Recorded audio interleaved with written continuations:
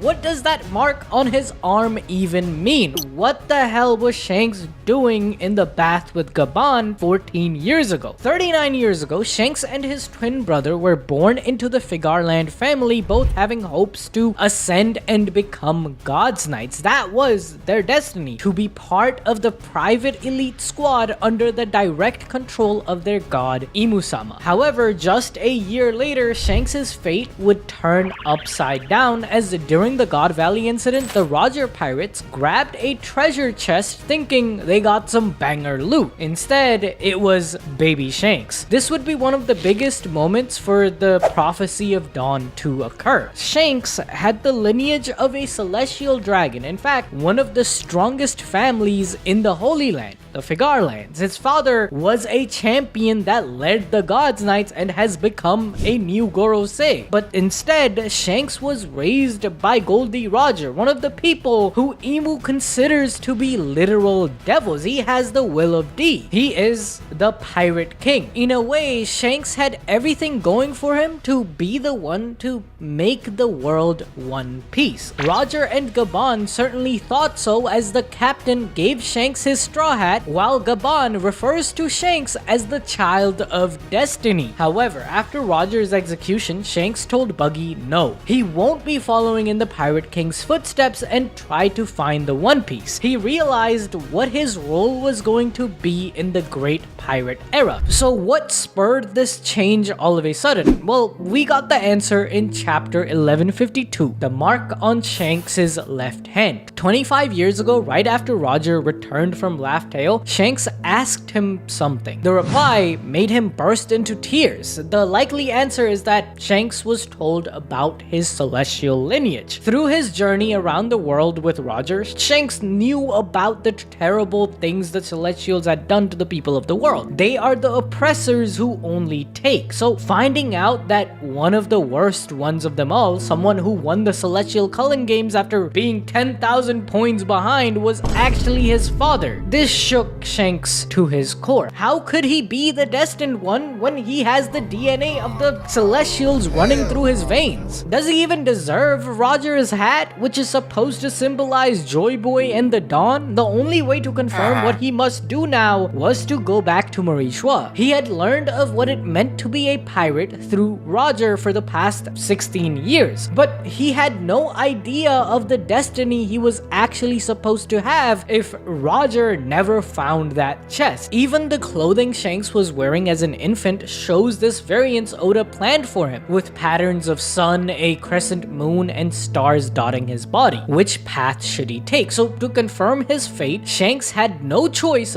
but to check out the Emu party in Marijoa with his own eyes. So when exactly did Shanks have the time to visit Marijoa? Well, there is a gap of around a year between Roger leaving the crew and the date of his execution. We know that the crew went their separate ways, including Buggy and Shanks. They met back up during Roger's death, when all of a sudden Shanks tells Buggy that he won't go for the One Piece just yet, though he will still become a pirate. This was the reason for the two best friends falling out. While just last year, as Buggy was sick with the he can't go to that island sickness, Shanks and he both promised to find Laugh Tale on their own ship together. So why break that promise? Well, Oda hinted at why as well. His original plan was to join up with Buggy and lead a pirating life 14 years ago to Gaban as a fond wish. We can tell that this was not a decision Shanks took lightly. The knowledge he gained from Roger about his lineage, coupled with whatever occurred during that year, caused his mind to change. And Shanks hints at it on the same panel, saying that even in Elbaf there is so much to learn. So it was knowledge that held him back. What knowledge, you may ask? Well, Shanks, after the Roger pirates disbanded, went to Marijoa to learn about his family and the second half of his destiny. There he met his father, Garling Figarland, fought his brother Shamrock, who showed a mirror reality of what life could have been for Shanks had Roger not found him. Here he also met King Haru, Herald whom he got along with, which tells us that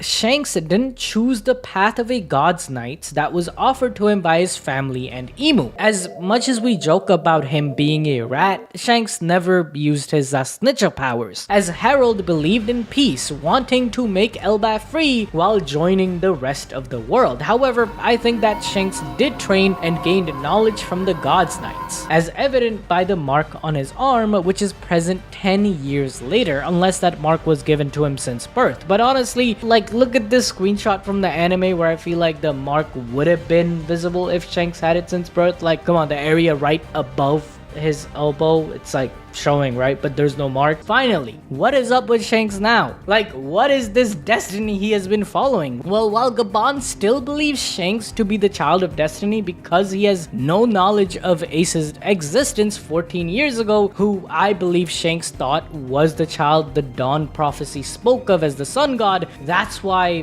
he went to Fuchsia village to give Ace the sun god fruit. But when Luffy ate the Nika fruit and started yapping like Roger, Shanks became sure of the path he must take. That's why Shanks let the Sea King bite his left hand off, which bore the mark of his family lineage, because with that mark signifying his celestial birthright, Shanks had considerable political power and clout to try and change things if he couldn't find Nika during this generation either. But after Luffy, he set out to nurture him and make sure the world stays in balance until his new son grows up to bring the dawn. That's why now that Luffy has reached the level of Emperor, becoming equal to Shanks, has he thrown his hat on the ring of finding the One Piece. Everything from making sure Loki doesn't crash out 6 years ago and government not taking over Elbaf, one of the strongest chips on the board for Emu's complete victory over the world, it was all halted by Shanks. He stopped Kaido from coming to Marijoa. He stopped the war before more damage could be done to the world order. He took the Gomu Gomu no Mi before Who's Who could give it to Emu. And he had even come to Elbaf 14 years ago to warn King Harold of something. This was Shanks' role until Luffy became strong enough to chart his own course. Bro basically made sure the board of the world didn't go to shit, so that the one that could bring freedom to the world could arrive safely before the world got destroyed and drowned. Alright, thank you for watching this video, guys.